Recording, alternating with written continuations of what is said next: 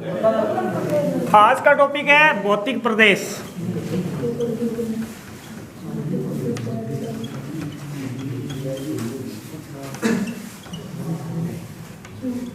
अगर भौतिक प्रदेश की बात करें तो पहले हम क्या करेंगे, इसका डिवाइडेशन करेंगे, यानी इसको विभाजन करेंगे। कितने भागों में बांटा जाता है राजस्थान के भौतिक प्रदेश को? कितने भाग है इसके? 4 भागों में बांटा जाता है। इसको कितने भागों में बांटा जाता है? 4 भागों में बांटा जाता है। नंबर 1 थार का मरुस्थल। नंबर 2 अरावली। नंबर 3 पूर्वी मैदानी प्रदेश। और नंबर 4 दक्षिणी पूर्वी।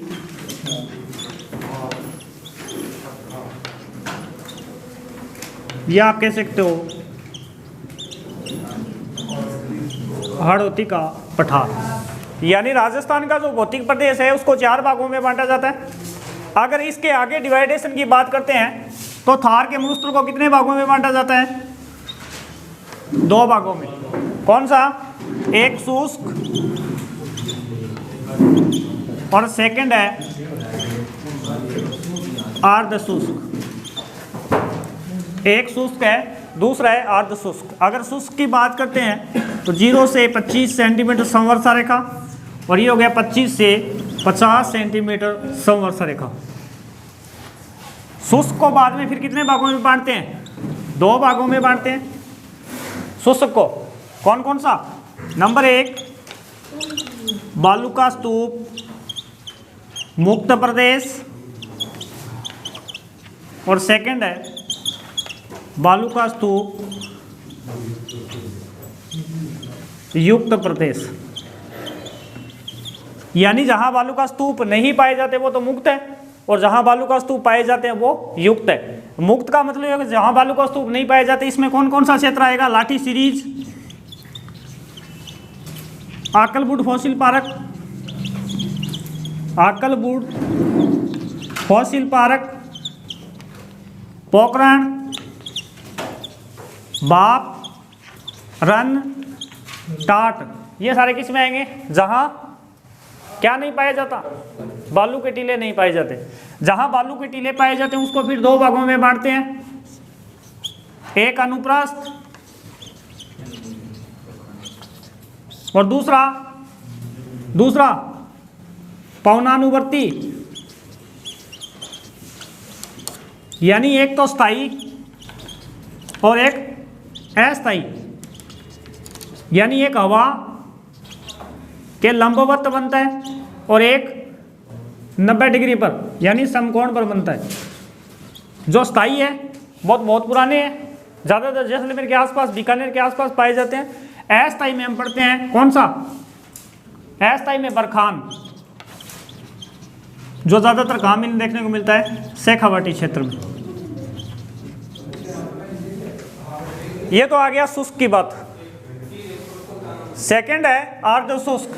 अर्ध शुष्क को कितने भागों में बांटते हैं? 4 भागों में। नंबर 1 घग्गर का मैदान।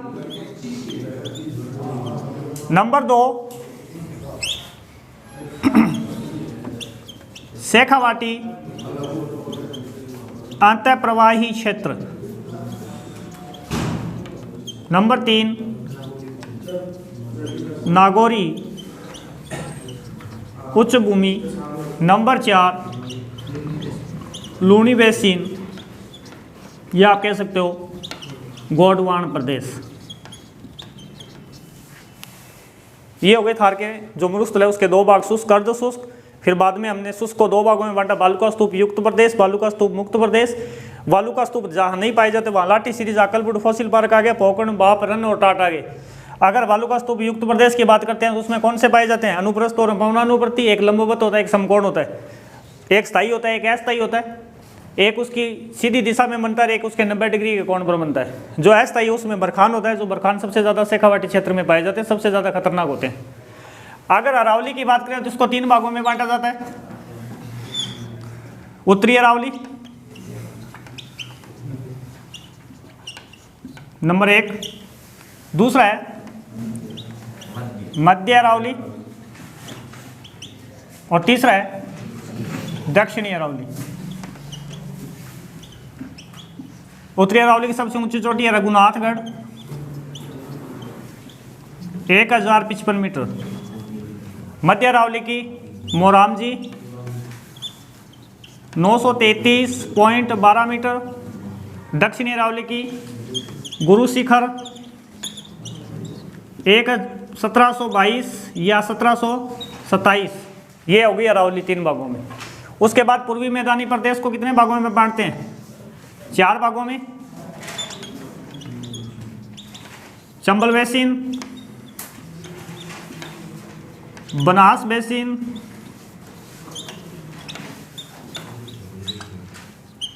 बाणगंगा बेसिन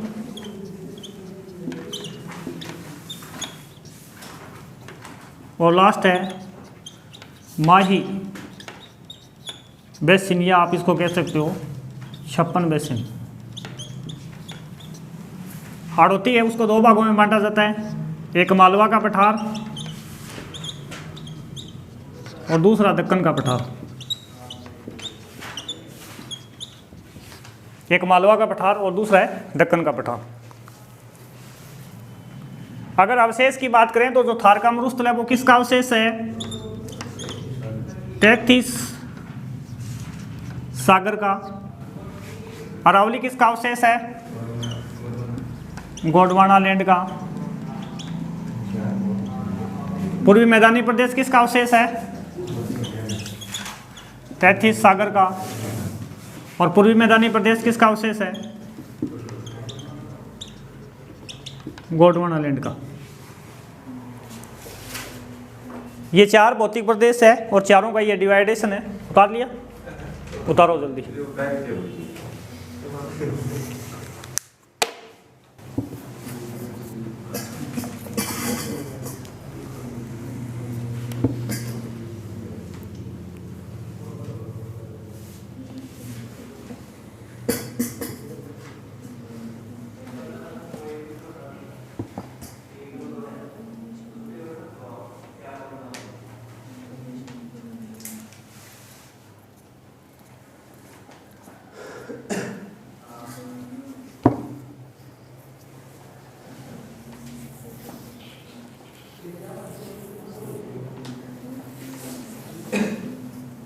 आगे चलें क्या?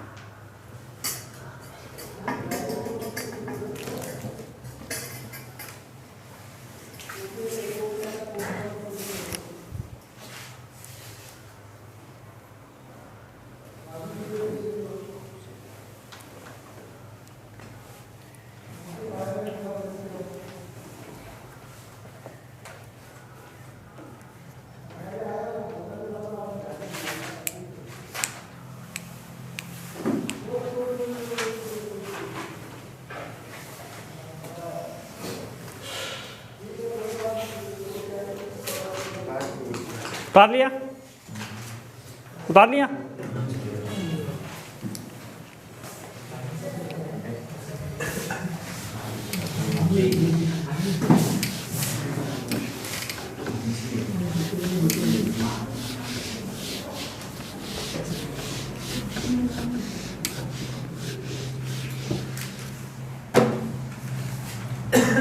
नंबर 1 है थार का मरुस्थल। अगर थार के मरुस्थल की बात करें, इसकी विशेषताओं की अगर बात करें या इसकी उत्पत्ति की बात करें तो इसकी उत्पत्ति किससे हुई है? सहारा के मरुस्थल से। इसकी उत्पत्ति कहाँ से मानी जाती है? सहारा के मरुस्थल से। या आप कह सकते हो सहारा का मरुस्थल है उसका एक भाग है जिसको हम बोलते हैं ग्रेट पेलियो आर्कटिक की उत्पत्ति यहाँ से मानी जाती है। ठीक है। अगर अवशेष की हम बात करें तो ये किसका अवशेष है, किसकी जगह पर है ये? तैतीस सागर की जगह पर है। अगर क्षेत्रफल की बात करें तो इसका क्षेत्रफल कितना है? 2,33,100 वर्ग किलोमीटर। कहाँ पर? पूरे भारत की बात करें तो। अगर राजस्थान की बात करते हैं तो राजस्थान में इसका क्षेत्रफल कितना है? 1,75,000। राजस्थान में इसका क्षेत्रफल है 1,75,000। उसमें से हम बात करते हैं तो जो शुष्क है वो कितने पर है? 1 लाख पर। और जो अर्ध शुष्क है वो कितने पर है? 75,000 पर। ठीक है। भारत की अगर बात करें तो भारत में ये कहाँ कहाँ है?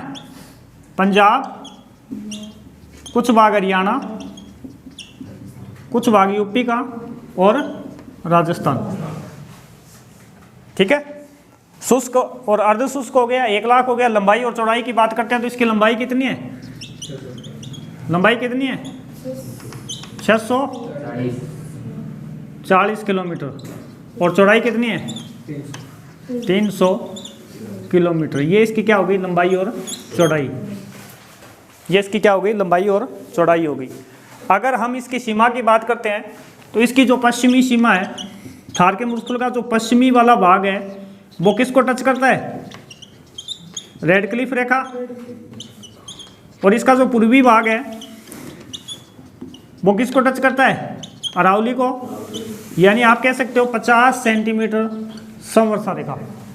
अगर इसके उत्तरी भाग की बात करें तो पंजाब प्लस हरियाणा। अगर इसके दक्षिणी भाग की बात करें तो गुजरात। ये इसके 4 पार्ट हो गए ना, ऊपर उत्तर हो गया, दक्षिण हो गया, पूर्व हो गया, पश्चिम हो गया। ये इसके 4 भाग हुए, लंबाई चौड़ाई हो गई, इसका क्षेत्रफल हो गया। राजस्थान में क्षेत्रफल हो गया। राजस्थान के अलावा किस किस में है वो भी इसमें आ गया। सारा के मरुस्थल से इसकी उत्पत्ति अवशेष 33 महासागर का है, ग्रेट पैलियो आर्कटिक से। क्लियर है यहाँ तक?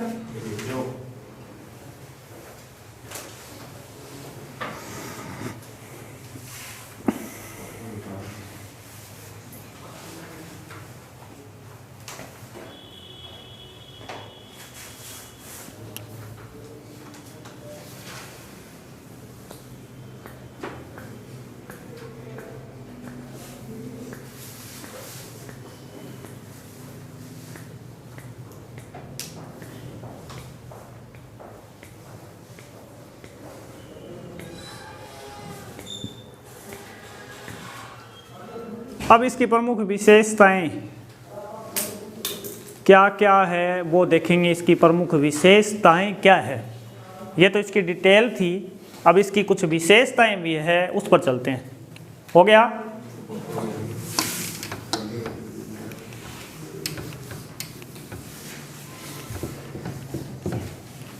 अगर विशेषताओं की बात करें थार के मरुस्थल की, नंबर 1, इसके पास कितना क्षेत्रफल है? राजस्थान का टोटल है उसका 61.11% क्षेत्रफल है इसके पास। जनसंख्या की बात करें, अगर जनसंख्या की बात करें तो इसके पास 40, यानी 61.11% जो क्षेत्रफल है उसमें राजस्थान की 40% जनसंख्या क्या करती है? निवास करती है। अगर मिट्टी की बात करें तो यहाँ बलुई रेतीली मिट्टी पाई जाती है। यहाँ बलुई रेतीली मिट्टी पाई जाती है। अगर जिलों की बात करें तो इसमें कितने ज़िले आते हैं? 12 ज़िले आते हैं। और वो पता ही आपको 12 ज़िले कौन कौन से? राजस्थान के पश्चिमी वाला भाग के 12 ज़िले हैं, 13 ज़िले इसके पश्चिम में, सिरोही को छोड़ के बाकी सारे के सारे। ठीक है। अगर ज़िले याद रखने होते हैं आपको तो आप रख सकते हो जोधपुर संभाग प्लस बीकानेर संभाग, शेखावाटी और एक अजमेर संभाग का नागौर। शेखावाटी के 3 हो गए ना, चूरू, सीकर, झुंझुनू, 3 तो ये हो गए। जोधपुर संभाग में ट्रिपल जे और बासपा वाली आपको ट्रिक पता ही है। ठीक है। बीकानेर संभाग से आपको चूरू नहीं लेना है, बाकी 2 ले लेना, 3 ले लेना। बीकानेर, 1 हनुमानगढ़, गंगानगर, और ये इधर हो गया एक नागौर। 12 जिले इसमें, सिरोही नहीं है। ठीक है। समुद्र तल से औसत ऊंचाई की बात करें, समुद्र तल से औसत ऊंचाई की अगर बात करें तो ये कितना है, 150 मीटर ऊंचा है। 150 मीटर ऊंचा है समुद्र तल से। अगर वर्षा की बात करें तो 20 से 40 सेंटीमीटर क्या होती है, वर्षा होती है। अगर तापमान की बात करें तो सर्दियों में -3 डिग्री सेंटीग्रेड चला जाता है और गर्मियों में 49 डिग्री सेंटीग्रेड तापमान रहता है, यानी औसतन गर्मियों का कितना है, 49 डिग्री। अगर पूरे साल की औसत की बात करें तो औसत तापमान 22 डिग्री सेंटीग्रेड है। पूरे औसत की बात करें तो 22 डिग्री सेंटीग्रेड है। अगर जलवायु की बात करें तो यहाँ पर किस प्रकार की जलवायु है, शुष्क व विषम जलवायु पाई जाती है। शुष्क व विषम जलवायु पाई जाती है। अगर यहाँ नहर की बात करें तो नहर कौन सी है, IGNP। अगर नदी की बात करें तो प्रमुख नदी कौन सी है, लूनी। अगर वनस्पति की बात करें तो वनस्पति कौन सी है, मरूदभिद। मरूदभिद प्रकार की वनस्पतियाँ जिसको बोलते हैं जीरोफाइटस, जिसको क्या बोलते हैं, जीरोफाइटस, जो बिना पानी के भी अपना अस्तित्व बनाए रखती है। तो ये इसकी कुछ विशेषताएं।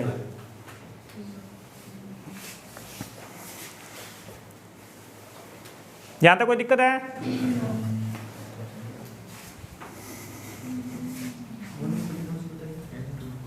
वनस्पति मरूदभिद प्रकार की है जिसको जीरोफाइटस बोलते हैं, बिना पानी के भी अपना अस्तित्व बनाए रखती है या बहुत दूर दूर तक पानी खींच लेती है।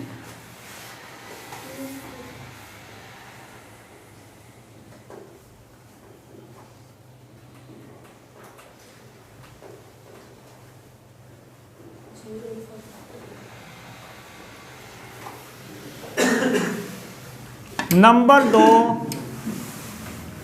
अरावली। अगर नंबर 2 की बात करें, अरावली,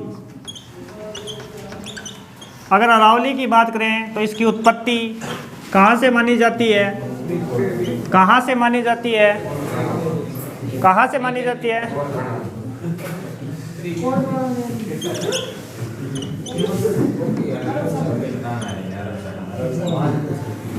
अरब सागर के मिनिकाय द्वीप से, अरब सागर के मिनिकाय द्वीप से इसकी उत्पत्ति मानी जाती है। अवशेष किसका है, अवशेष की अगर बात करें तो गोंडवाना लैंड का है। अवशेष किसका है, गोंडवाना लैंड का है। किस काल में इसकी उत्पत्ति हुई थी, प्री कैम्ब्रियन काल। इसकी उत्पत्ति किस काल में हुई थी, प्री कैम्ब्रियन काल में हुई थी। अगर विस्तार की बात करें तो इसका विस्तार कितने राज्यों में है, 3 राज्यों में। इसका विस्तार कितने राज्यों में है, 3 राज्यों में है। एक की बात करें तो राजस्थान प्लस कौन सा है, गुजरात और हरियाणा, यानी विस्तार इसका कहाँ है, 3 राज्यों में है। कितना इसका विस्तार, 692 किलोमीटर। 692 किलोमीटर कुल लंबाई है ना इसकी, 692 किलोमीटर इसकी कुल लंबाई है, जो कहाँ से स्टार्ट होती है, पालनपुर गुजरात से लेके, पालनपुर गुजरात से लेकर कहाँ तक, रॉयलसीमा पहाड़ी तक, दिल्ली तक। कितनी है, 692 किलोमीटर कुल लंबाई। अगर राजस्थान में बात करें तो राजस्थान में इसका विस्तार कहाँ से स्टार्ट होता है, खेड़ बर्मा सिरोही से स्टार्ट होती है और लास्ट में कहाँ तक जाती है, झुंझुनू तक जाती है, यानी खेतड़ी झुंझुनू तक जाती है। और इसकी कुल लंबाई कितनी है, 550 किलोमीटर, यानी लगभग राजस्थान में इसका 80% भाग है। लगभग राजस्थान में इसका कितना है, 80% भाग है। सबसे ज़्यादा विस्तार राजस्थान में अरावली का। ठीक है, इसको अपने 3 भागों में बांटा था, यानी इसको 3 भागों में डिवाइड किया जाता है। इसका जो सर्वाधिक विस्तार, अगर चौड़ाई की बात करें राजस्थान में, तो इसकी सर्वाधिक चौड़ाई मिलेगी आपको दक्षिणी भाग में। कहाँ मिलेगी, दक्षिणी भाग में। और इसका संकरा जो भाग है, सबसे संकरा जो भाग है वो कहाँ मिलेगा आपको, मध्य में मिलेगा, यानी अजमेर में। इसका विखंडित जो भाग है, जो टुकड़ों में मिलेगा, वो आपको कहाँ मिलेगा, टुकड़ों में, उत्तरी अरावली में, यानी टुकड़ों के रूप में ये कहाँ पाई जाती है? उत्तरी अरावली में। संकड़ा यानी पतला भाग कहाँ है? इसके मध्य में। और इसकी ज़्यादा जो चौड़ा भाग है वो कहाँ मिलेगा? दक्षिणी भाग में। यानी सर्वाधिक ऊंचा भाग कहाँ मिलेगा आपको? दक्षिण में। सबसे ऊंचा भाग कौन सा है इसका? दक्षिण में। यानी सर्वाधिक विस्तार कहाँ है इसका? दक्षिण में। क्लियर है? अब इसकी विशेषताएं।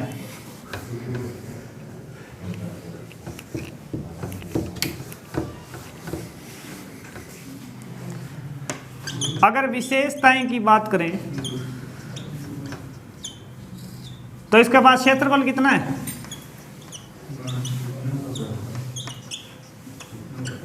9% है ना, यानी 61। ये 9 दोनों के पास मिला लेना, अरावली और थार का मुस्तुल दोनों मिला दे तो 70% क्षेत्रफल आता है इसके पास। अरावली और दोनों को मिला दे तो 70% क्षेत्रफल आता है। जनसंख्या 10%, यानी 70% भाग में 50% जनसंख्या निवास करती है। यानी 70% भाग में 50% जनसंख्या निवास करती है। अगर आप बात करें मिट्टी की, तो मिट्टी किस प्रकार की है? एक मिट्टी नहीं है, लाल है, काली है, उसके अलावा कंकरीली मिट्टी भी पाई जाती है। जलवायु की बात करें, अगर जलवायु की बात करें तो जलवायु सेम नहीं पाई जाती। उत्तरी जो अरावली है ना, जो उत्तरी अरावली है, यानी उत्तरी अरावली में जलवायु कैसी है? उप आर्द्र। जलवायु कैसी है? उप आर्द्र। तो वर्षा कितनी है? 40 से 80 सेंटीमीटर। यानी उत्तरी अरावली में उप आर्द्र जलवायु है, 40 से 80 सेंटीमीटर है। दक्षिणी और मध्य अरावली की अगर बात करें, दक्षिणी अरावली की अगर बात करें तो इसमें जलवायु कैसी है? आर्द्र जलवायु है। और वर्षा कितनी है? 100 से 150 सेंटीमीटर तक है। वर्षा कितनी है? 100 से 150 सेंटीमीटर तक है। वैसे वर्षा 60 से 80 सेंटीमीटर ही मानी जाती है। ठीक है। अगर औसत ऊंचाई की बात करें, समुद्र तल से औसत ऊंचाई की अगर अरावली की बात करें तो 930 मीटर है। 930 मीटर है। अगर कृषि की बात करें तो कृषि मक्का की खेती होती है, वो भी ढलानों पर। अगर नहर की बात करें तो कौन सी नहर है? नहर नहीं है, नदी भी नहीं है, क्योंकि पहाड़ी क्षेत्र है। लेकिन इसके अलावा जो धात्विक खनिज है उसका 70% भाग इसी में पाया जाता है। सर्वाधिक नदियों का उद्गम क्षेत्र इसी में। सर्वाधिक जो नदियां हैं उसका उद्गम भी कौन सा है? अरावली है। अरावली के अगर क्रम वाइज आपको चोटी याद रखनी है तो उसके लिए आपको एक ट्रिक लिखा देता हूं मैं यहाँ। गुरु से जरा आस रखो,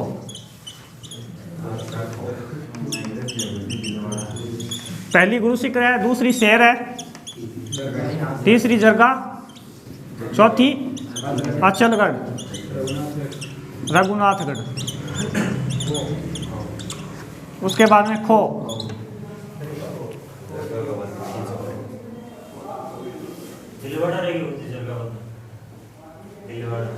प्रमुख चोटियों की बात कराऊंगा, यह तो बहुत सारी है। हो गया?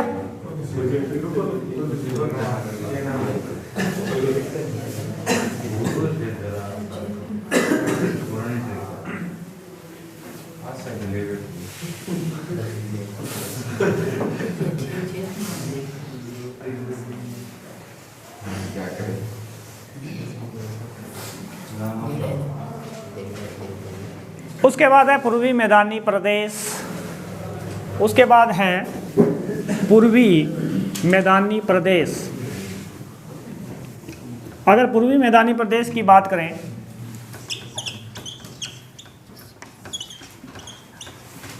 तो इसकी उत्पत्ति हुई है नदियों के द्वारा। इसकी उत्पत्ति किसके द्वारा हुई है? नदियों के द्वारा। और अवशेष ये किसका है? तैतीस महासागर का। ये भी लगभग 13 जिलों में फैला हुआ है। ये भी लगभग 13 जिलों में फैला हुआ है। इसका भी हमने 4 भागों में डिवाइडेशन किया था। चंबल बेसिन हो गया, माही बेसिन हो गया, बाणगंगा बेसिन हो गया, बनास बेसिन हो गया। नदियों द्वारा निर्मित जो मैदान है उसकी बात कर रहे हैं। नदियों के द्वारा 2 प्रकार के मैदानों का निर्माण होता है। एक को हम बोलते हैं खादर और दूसरों को हम बोलते हैं बांगर। ये मिट्टी के भी प्रकार है। किस मिट्टी के? जलोढ़ मिट्टी या दोमट मिट्टी के भी प्रकार है। खादर का मतलब होता है नवीन मैदान और बांगर का मतलब होता है प्राचीन मैदान, यानी अब जो अनुपजाऊ हो रहे हैं धीरे धीरे वो होते हैं बांगर, और जो हर साल नई परत बिछ जाती है वो होते हैं नवीन। अगर विशेषताओं की बात करें तो इसके पास कितना क्षेत्रफल है? 23% क्षेत्रफल है, जिसमें जनसंख्या कितनी है? 39% है। इसका मतलब ये हो गया कि सर्वाधिक जन घनत्व वाला क्षेत्र, सर्वाधिक जन घनत्व वाला क्षेत्र है। और राजस्थान का सर्वाधिक घनत्व वाला जिला कौन सा है? जयपुर है, जिसका घनत्व 500 से अधिक है। जिसका घनत्व कितना है? प्रति वर्ग किलोमीटर 500 से अधिक है। यानी सर्वाधिक जन घनत्व कहाँ मिलेगा आपको? कहाँ मिलेगा? पूर्वी मैदानी प्रदेश में मिलेगा। मुख्य व्यवसाय की बात करें तो यहाँ का मुख्य व्यवसाय क्या है? कृषि, कृषि प्रधान है। मिट्टी की अगर बात करें तो यहाँ मिट्टी कौन सी पाई जाती है? जलोढ़, जिसको आप बोलते हैं दोमट। ठीक है। अगर कृषि की बात करें तो प्रमुख कृषि कौन सी होती है? खाद्यान्न। प्रमुख कृषि कौन सी होती है? खाद्यान्न। नदी की बात करें तो नदी तो आपको पता ही है, चंबल, बनास, माही, बाणगंगा प्रमुख है। नहर की बात करें तो प्रमुख नहर कौन सी है? भरतपुर नहर। प्रमुख नहर कौन सी है? भरतपुर नहर। और कोई? वर्षा 50 से 80 सेंटीमीटर। जलवायु कौन सी जलवायु होगी यहाँ? आर्द्र जलवायु। जलवायु यहाँ कौन सी है? आर्द्र जलवायु। ऊंचाई औसतन 450 तक होती है।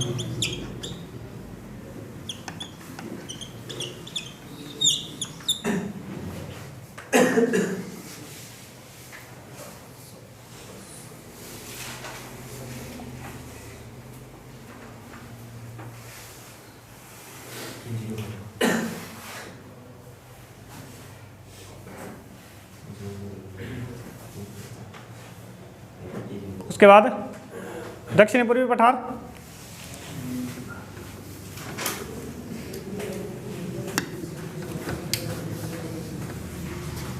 अगर दक्षिणी पूर्वी पठार की बात करें तो इसकी उत्पत्ति किससे हुई है? ज्वालामुखी के द्वारा। क्योंकि पठारों की उत्पत्ति किससे होती है? ज्वालामुखी के द्वारा होती है। और ये अवशेष किसका है? गोंडवाना लैंड का है। गोंडवाना लैंड का है। विशेषतः ये राजस्थान के 4 जिलों में पाया जाता है, या 4 जिलों में फैला हुआ है। कोटा, बूंदी, बारां और झालावाड़। विशेषतः ये 4 जिलों में है। इसको हम बोलते हैं हाड़ौती, और इसीलिए इसको हाड़ौती का पठार भी कहा जाता है। इसलिए इसको हाड़ौती का भी पठार कहा जाता है। इसको भी हमने 2 भागों में बांटा था, एक दक्कन का पठार, दक्कन का पठार, और दूसरा कौन सा था? मालवा का पठार। यानी अगर मैं ये बात करूं कोटा प्लस बूंदी और इसके अलावा धौलपुर, सवाई माधोपुर, जो लंबी पट्टी में फैला हुआ है वो किसका भाग है? मालवा के पठार का भाग है। जहाँ पर क्या पाया जाता है? बलुआ पत्थर पाया जाता है, ग्रेनाइट पत्थर पाया जाता है। वो किसका अवशेष है? मालवा का पठार है। बाकी जो भाग बच गया वो किस में आएगा? दक्कन में के पठार में आएगा। दक्कन का पठार किस क्षेत्र में आता है? लाल मिट्टी। किस क्षेत्र में आता है? ये लाल मिट्टी का विस्तार है। ठीक है। अगर विशेषताओं की बात करें तो इसके पास कितना क्षेत्रफल है? लगभग आप 7 बोल सकते हो क्षेत्रफल। लगभग हम कितना कह सकते हैं? 7%। कई बार पॉइंटों में पूछ लेते हैं 6.89%, या लगभग आप कह सकते हो 7%। जनसंख्या 11%। जनसंख्या इसके पास कितनी है? 11%। जलवायु किस प्रकार की है यहाँ? जलवायु आपको मिलेगी अति आर्द्र।